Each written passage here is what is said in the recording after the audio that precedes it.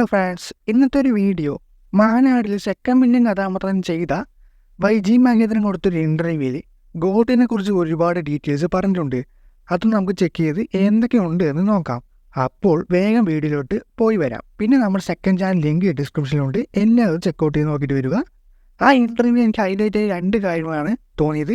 ഏതൊക്കെയാണെന്ന് ചോദിച്ചാൽ ഇതൊരു ഡിഫറൻറ്റ് സബ്ജക്റ്റ് പടമാണ് എന്ന് പറഞ്ഞതും, അതുപോലെ തുപ്പാക്കിയൊക്കെ പോയി വരുന്നൊരു ടൈപ്പ് ചിത്രമാകുമെന്നും വൈജി മഹേന്ദ്രൻ പറഞ്ഞത് ഒരു ഹൈലൈറ്റ് ആയിട്ട് എനിക്ക് തോന്നി.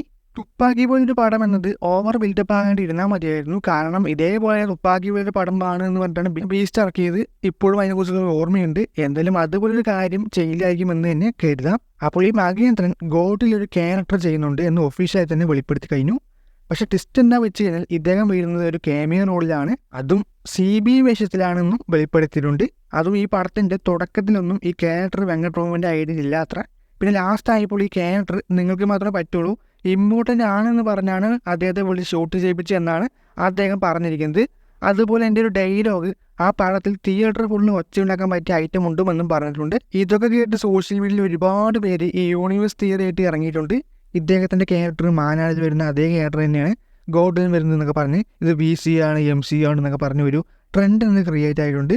പക്ഷേ എല്ലാവരും ലോകേഷുകൾ ചെയ്താൽ അതിന് വലിയ ഇൻട്രസ്റ്റ് കുറവായിരിക്കും. പക്ഷേ ഗോട്ടിൽ മാനാട് കണക്ഷൻ കൊണ്ടുവന്നാൽ നന്നായിരിക്കും. പക്ഷേ ഒരുപാട് അതൊക്കെ വെച്ച് അയപ്പ് വെക്കേണ്ട കാര്യമില്ല. കാരണം ഈ ഇൻ്റർവ്യൂവിൽ പറഞ്ഞ ആൾ തന്നെ പറഞ്ഞു അയാൾ CBI ക്യാരക്ടറാണെന്ന് ഗോട്ടിൽ. എന്നാൽ മാനാടിൽ അദ്ദേഹം ഒരു പൊളിറ്റീഷ്യനാണ്.